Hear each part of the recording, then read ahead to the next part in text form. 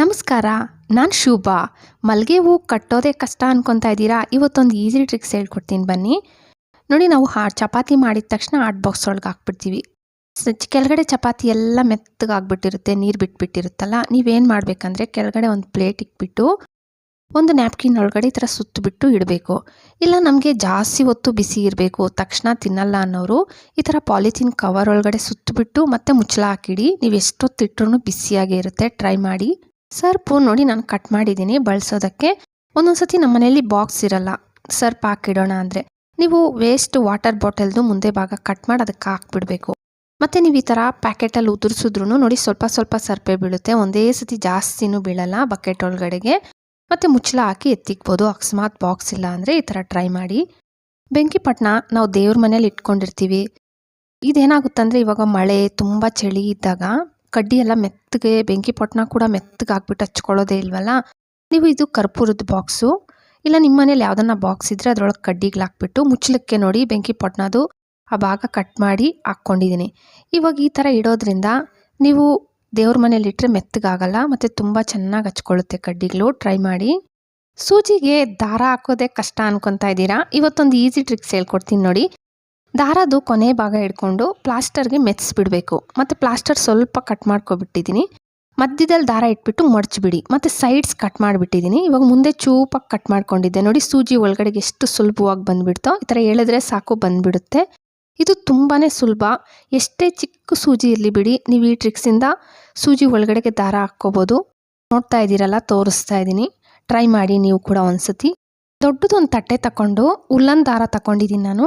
ನಮ್ಮ ಹತ್ರ ಉಲ್ಲನ್ ದಾರ ಇಲ್ಲ, ನಾವೇನು ಮಾಡೋದನ್ನೋರು ನಿಮ್ಮ ಹತ್ರ ಸ್ವಲ್ಪ ದಪ್ಪ ಇರೋ ದಾರನೇ ಇರುತ್ತಲ್ವ, ದಾರನೇ ತಗೋಬೋದು. 4 ಸರ್ತಿ ಸುತ್ತಕೊಳ್ರಿ. ಸುತ್ತಬಿಟ್ಟು ಲಾಸ್ಟಲ್ಲಿ ಗಂಟು ಹಾಕ್ಕೊಬಿಟ್ಟಿದ್ದೀನಿ. ಮತ್ತು ಎಕ್ಸ್ಟ್ರಾ ಒಂದು ದಾರ ತಗೊಂಡು ಸ್ವಲ್ಪ ಗ್ಯಾಪ್ ಬಿಟ್ಬಿಟ್ಟು ಗಂಟು ಹಾಕ್ಕೊಳ್ಳಿ. ಒಂದು 2ರಿಂದ 3 ಗಂಟು ಹಾಕ್ಕೊಂಡು ಸ್ವಲ್ಪ ಉದ್ದ ದಾರ ಇಟ್ಕೊಳ್ಳಿ. 3 ಹೂವು ಇಟ್ಕೊಂಡು ಹೋಗೋದು. ನಿಮ್ಮ ಹತ್ರ ಗುಂಡು ಮಲ್ಲಿಗೆ ಇರಲಿ, ಸಣ್ಣ ಮಲ್ಲಿಗೆ, ಯಾವ ಹೂವು ಇದ್ದರೆ ಅದರಲ್ಲಿ ನೀವು ತಿಕ್ಕಾಗಿ ಕಟ್ಕೋಬೇಕು. ಅಂದರೆ ಈ ಸ್ಯಾರೀಸ್ ಎಲ್ಲ ಉಟ್ಕೊಂಡಾಗ ಗಂಟು ಹಾಕ್ಕೊತೀವಲ್ಲ, ಗಂಟಿಗೆ ಸುತ್ಕೊಳ್ಳೋಕ್ಕಂತೂ ಇದು ತುಂಬ ಚೆನ್ನಾಗಿ ಕಾಣಿಸುತ್ತೆ ಡಿಫ್ರೆಂಟಾಗಿ. ಟ್ರೈ ಮಾಡಿ ಬೇಕಂದರೆ. ಮತ್ತು ನಮ್ಗೆ ಅಕ್ಕ ಹೂವು ಕಟ್ಟೋದೇ ಬರಲ್ಲ ಅನ್ನೋರು ಕೂಡ ಇದನ್ನು ಟ್ರೈ ಮಾಡ್ಬೋದು ನೀವು. ನೋಡಿ, 3 ಹೂವು ಇಟ್ಬಿಟ್ಟು ಸೇಮ್ ನಾನು ವಿಡಿಯೋದಲ್ಲಿ ತೋರಿಸ್ತಾ ಇದ್ದೀನಲ್ಲ, ಹಿಂಗೆ 3 ಹೂವು ಇಡೋದು. ಮತ್ತು ಈ ದಾರನೆತ್ತಿ ಆ ಕಡೆಗೆ ಹಾಕಬೇಕು. ಮತ್ತು ಕೆಳಗಡೆಯಿಂದ ಇಳ್ಕೊಂಡ್ರೆ ಸಾಕು, ಗಂಟು ಬಿದ್ದುಬಿಡ್ತಾ ಇರುತ್ತೆ. ತುಂಬಾ ಸುಲಭ. ನಮಗೆ ಬರೋದೇ ಇಲ್ಲ ಅನ್ನೋರು ಕೂಡ ಒಂದು ಸತಿ ಟ್ರೈ ಮಾಡ್ಬೋದು. ಇವಾಗ ಹಬ್ಬಗಳ ಟೈಮಲ್ಲೆಲ್ಲ ನಮ್ಗೆ ಏನಾಗುತ್ತಂದರೆ ಈ ಹೂವು ಕಟ್ಟಿರೋ ಹೂವು ತುಂಬ ರೇಟ್ ಇರುತ್ತೆ, ಬಿಡಿ ಹೂವು ಸ್ವಲ್ಪ ಕಮ್ಮಿಗೆ ಸಿಗುತ್ತಲ್ವಾ.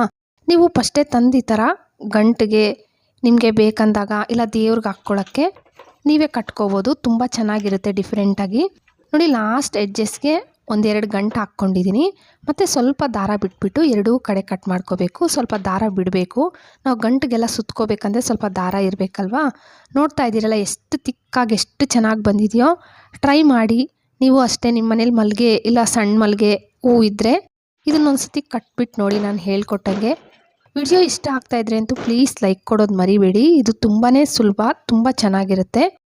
ನೋಡಿ, ಇನ್ನೂ ಒಂದು ತೋರಿಸ್ಕೊಡ್ತಾ ಇದ್ದೀನಿ. ಅಂದರೆ ಕೈಯಲ್ಲೇ ಕಟ್ಕೊಳ್ಳೋದು ಇದು.